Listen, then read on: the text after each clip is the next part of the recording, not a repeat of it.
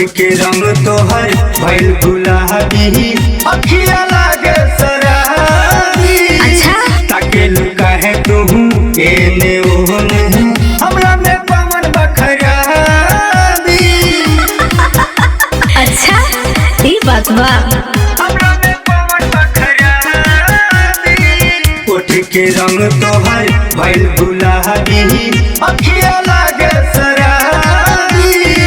ताके लुका है तू एने ओने, हमरा में पवन बखराबी। पेन्हले बारू सैंडल हेवी, लागेलू तू पकिया फरेबी। सुनाया सुना शहर के बेबी, लागेलू तू पकिया फरेबी। दूर ही से लाली पप देखावेलू नावेलू, हमरा के नहीं तू चुसावेलू। Sanjeevi recording studio Bhore. Music by Siddhu Tiwari.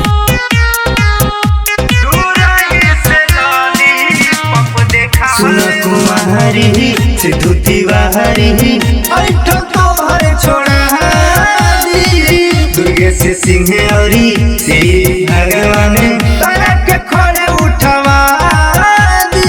ऐसे मत बोला। तारा के खड़े उठवा दी। सुन कुमारी सिद्धू तिवारी, ऐठो तोहर छोड़ा दुर्गे से सिंह औरी श्री भगवान तारा के खड़े उठवा दी। देखाओ तारू गरम जिलेबी, लागेलू तू पकिया फरेबी। सुनाया सुना शहर के बेबी, लागेलू तू पकिया फरेबी। दूर ही से लाली पप देखावेलू नावेलू, हमरा के नहीं तू चुसावेलू। सुनाया सुना शहर के बेबी, लागेलू तू पकिया फरेबी। ढेर बोलता रहा। दूर ही से लाली पप देख